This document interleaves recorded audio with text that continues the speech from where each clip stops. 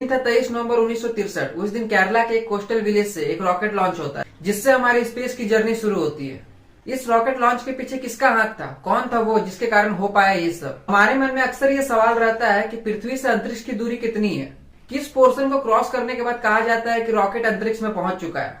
हमारे देश में अधिकतर रॉकेट को ईस्ट डायरेक्शन की तरफ क्यों लॉन्च किया जाता है, क्या रीजन है इसके पीछे। इसरो के पास कौन कौन से रॉकेट है आज के टाइम में और कौन कौन से इसरो रॉकेट बनाने वाला है फ्यूचर में, आइए जानते हैं हम इस वीडियो में। भारत में लगभग 1920 के बाद से पृथ्वी के ऊपर रिसर्च होना चालू हो गया था।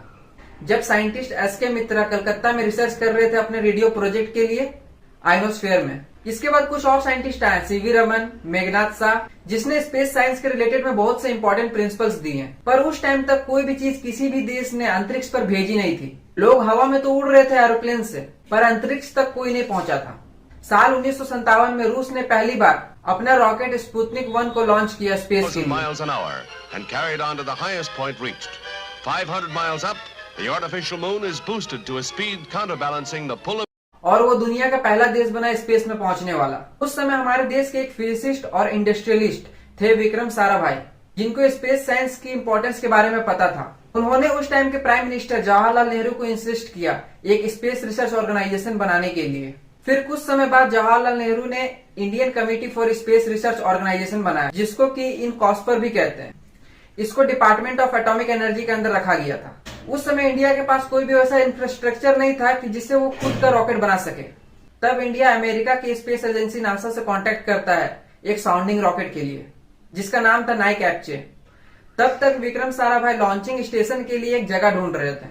उन्होंने केरला के एक कोस्टल विलेज टुम्बा को चुना, क्योंकि वो इक्वेटर के काफी ज्यादा नजदीक था और वहां पर मैग्नेटिक फील्ड लाइन भी इंटरसेप्ट कर रही थी। जैसा कि मैंने पहले कहा, इंडिया के पास कोई वैसा इंफ्रास्ट्रक्चर नहीं था उस टाइम पर। तो उन्होंने एक चर्च जो कि टुम्बा में था उसे अपना वर्कशॉप बनाया, बिशॉप के घर को ऑफिस बनाया और वहां पर जो जानवरों के लिए जो शेड था वहां पर उन्होंने अपनी लैबोरेटरीज बनाई। ये सारी चीज बहुत ही जल्दी हुई। तब तक अमेरिका का रॉकेट नाइक एप्चे भी भारत तक पहुंच जाता है। उसे लॉन्चिंग स्टेशन में लाने के लिए कोई गाड़ियां भी नहीं थी इन लोगों के पास। तो हमारे साइंटिस्ट साइकिल और बैलगाड़ी को यूज करके रॉकेट्स के पार्ट्स को लॉन्चिंग स्टेशन तक पहुंचा रहे थे। फिर इस रॉकेट को लॉन्चिंग स्टेशन में असेंबल किया जाता है। इस रॉकेट का जो वेट बताया जाता है वो 715 केजी है, 30 केजी पेलोड के साथ। इसके बाद रॉकेट को लॉन्च किया जाता है, वो भी बैलगाड़ी पर रख करके 21 नवंबर 1963 को। इसी दिन से हमारी स्पेस की जर्नी शुरू होती है। रॉकेट लगभग 207 किलोमीटर हाइट तक ट्रैवल करता है और वो स्पेस में पहुंच जाता है। साइंटिस्ट के द्वारा एक इमेजिनरी लाइन बनाई गई है, इससे कोई भी ऑब्जेक्ट क्रॉस करेगा तो उस पर अर्थ का ग्रेविटेशनल फोर्स का इम्पैक्ट नहीं पड़ता है। इस लाइन को वॉन कार्मन लाइन कहा जाता है, जो कि पृथ्वी से 62 मील ऊपर की तरफ है स्पेस में। इस रॉकेट को लॉन्च करने के लिए ना ही हमारे पास अच्छा लॉन्चिंग स्टेशन था, ना ही कोई एडवांस टेक्नोलॉजी, बस था तो सिर्फ साइंटिस्ट का पूरा डेडिकेशन अपने काम के प्रति। कुछ सालों बाद 1969 में इनकॉस्पर का नाम बदल करके इसरो रख दिया जाता है। इसके बाद भारत की प्राइम मिनिस्टर इंदिरा गांधी 1972 में इसरो को डिपार्टमेंट ऑफ स्पेस के अंदर लेते आती है। समय के बाद इंडिया ने सोवियत इंटरकॉस्मोसिस प्रोग्राम को ज्वाइन किया था रूस की स्पेस एजेंसी रॉसकॉस्मोस के साथ। तब 1975 में भारत ने अपना पहला सैटेलाइट आर्यभट्ट को लॉन्च किया स्पेस में, जो कि एक फेमस मैथमेटिशियन आर्यभट्ट के नाम पर था, जिसने जीरो की खोज की।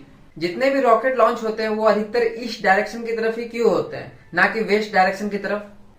अगर हम अर्थ की रोटेशन को देखें तो वो वेस्ट से ईस्ट डायरेक्शन की तरफ ही मूव करती है। इससे रॉकेट को एडिशनल वेलोसिटी मिलती है 0.4 किलोमीटर पर सेकेंड की। इससे वो और भी जल्दी स्पेस में पहुंचता है। रॉकेट एक तरह का लॉन्च व्हीकल ही तो है सैटेलाइट के लिए।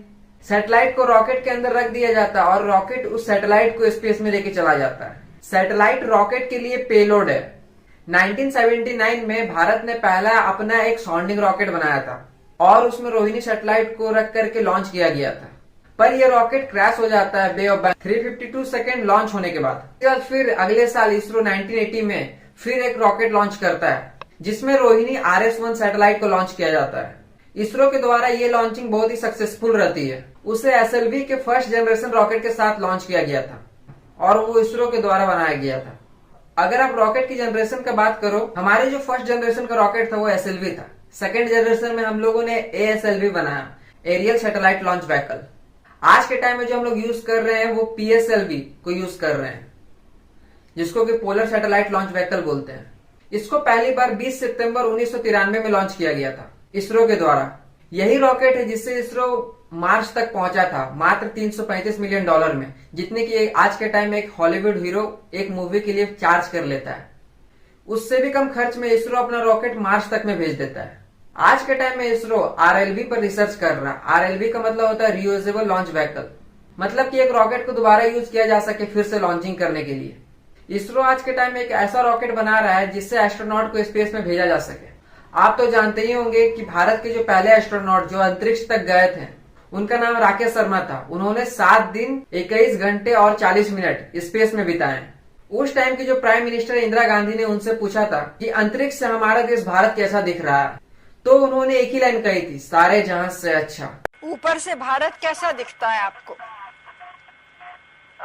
जी मैं बगैर किसी झिझक के कह सकता हूँ कि सारे जहां से अच्छा। पर ये इंडिया और रसिया के इंटर कॉस्मोसिस प्रोग्राम में रूस के रॉकेट में बैठ करके स्पेस में गए थे। आज के टाइम में इसरो काफी ज्यादा डेवलपमेंट कर रहा है। एक टाइम था जब इसरो अपना सैटेलाइट लॉन्च करवाने के लिए दूसरे देशों के पास जाता था, पर आज के टाइम में इसरो 385 सैटेलाइट दूसरे देशों का अंतरिक्ष में भेज चुका है।